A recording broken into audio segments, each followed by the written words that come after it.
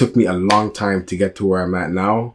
And I don't expect you guys to think you're going to do it in like overnight. You know what I mean? A couple weeks, 3 weeks, 4 weeks. It's going to take time, right? Small steps, baby steps, dedicated effort, small dedicated effort, 10, 15, 20 minutes, an hour a day is what's going to get you there. Okay. You can't do it for a week and then stop for a week. Consistency. All right. Another thing we're going to be talking about today, I'm going to do about a 7-minute mindfulness segment in this just before we start, just to remind you guys of how important the mindfulness stuff is. And you guys need to continue to do those practices. The frequency that I sent you guys is something that you guys should be doing at least 3 times a week, I would say. If you could be doing it daily, that's even better. I try to throw it in some of the classes sometimes just because, okay? So, not going to waste any more time. I want to touch topic on a few things I was reading in this mindfulness book all over again. When it comes to the mindfulness practices that you guys are doing at the moment and are going to be doing,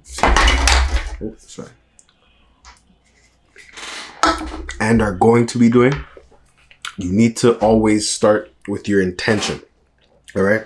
And understand that always have your intention in mind when you're doing these mindfulness practices, okay?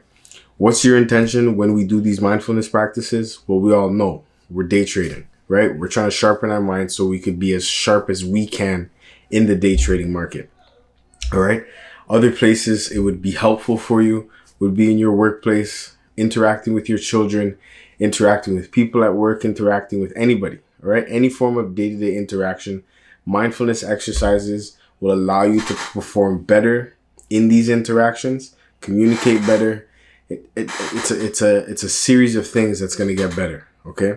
So always have your intention in mind when you're doing these mindfulness practices. That's very important. You can't do them blank-minded. Another thing, the inquiry, okay?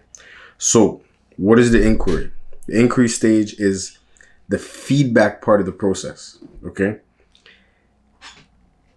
When you do these mindfulness practices, why I ask you guys how you feel about them after is because going over it and analyzing the emotions and analyzing things while you're doing it is a good way to see progress and understand if you're even making any progress or if any of this stuff is even helping you.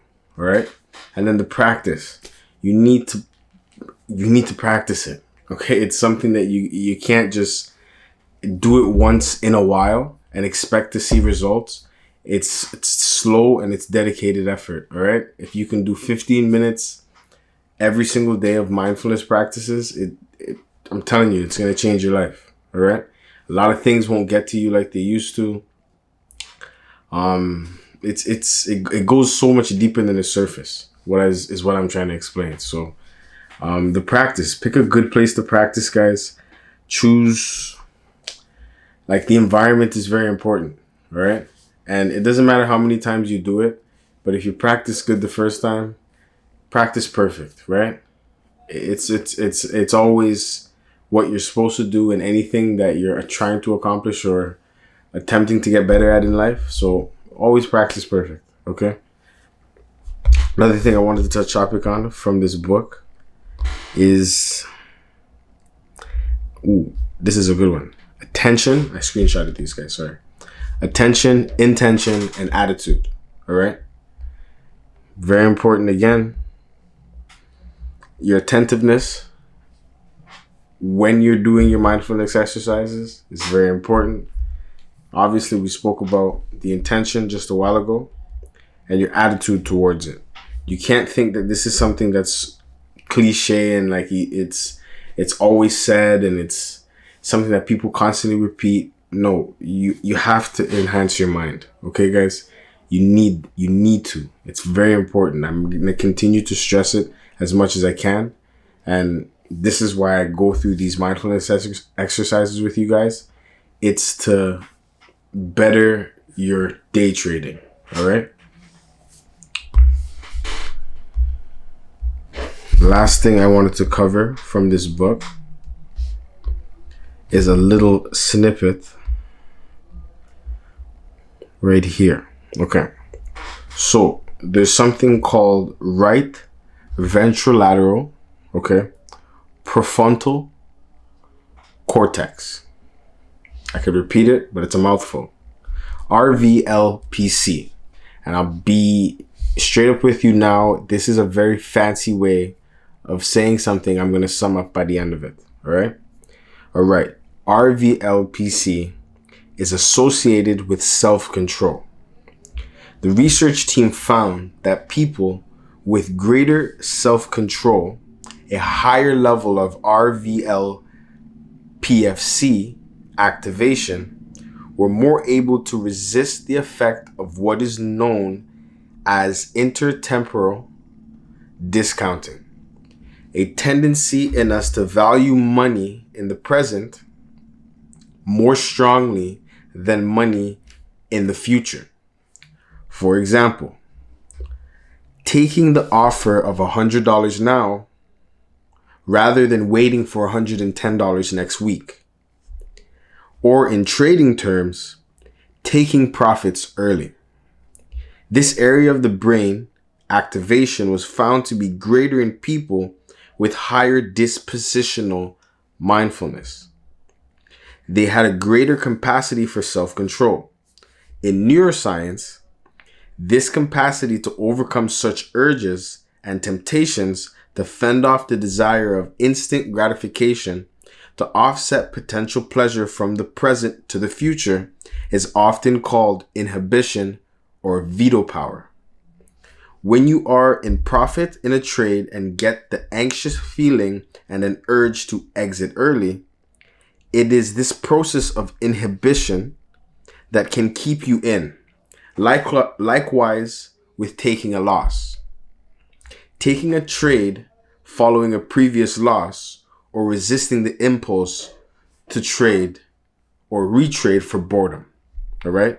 I love this quote, guys. And why I love it is because it literally, I love when things come together scientifically. It makes me feel as if that the world has some form of structure to it. And it does, it's when things can be explained, then you can have problems with them and find solutions with them as well. That's the beauty of it, okay? So I like how they broke this down in a way where there's a part in your brain that causes these things, right? They mentioned instant gratification, taking profits too early, letting losses run, okay? This is a direct quote to things that we suffer from in the market, all right? And the self-discipline it takes and the time it's going to take to continue to train your mind to better this part of your brain, a higher level of RVLPFC activation, we're more able to resist the effect of what is known as intertemporal discounting. Beautiful, guys. Okay, I thought it was an amazing quote, and these mindfulness practices is the reason why we're doing them is we're trying to enhance that part of the brain. All right. There's a very good quote by this, I can't recall the gentleman. I know the gentleman's name, but he's a professor at a university. Okay. And if I could find the quote, okay, it's by John Teasdale. All right. Yeah. So if you guys search John Teasdale, I did a bit of research on him myself, and he's honestly like he's not really known, right? The most information I could find on him was a Wikipedia page, but honestly, like some of the quotes he is coming up with, I'm going through in this book, they're amazing. All right, and here's one: mindfulness is a habit. It is something the more one does, the more likely one is to be that mindfulness is a habit. It's something the more one does, the more likely one is to be in that mode with less and less effort. It's a skill that can be learned. It's accessing something we already have. Mindfulness isn't difficult What is difficult is remembering to be mindful. Mindfulness isn't difficult. What is difficult is remembering to be mindful. All right, guys? So I'm going to not go too much deeper with the mindfulness program or the mindfulness talking. I constantly remind you guys of the mindfulness. Continue to do your practices. Continue to do it with strong intention. And then the inquiry, guys. We spoke about that in the beginning. The inquiry is very important. Record how you feel. All right? Try to see and stop for a second and just really register what's going on. All right? Write it down if you have to. Journal it.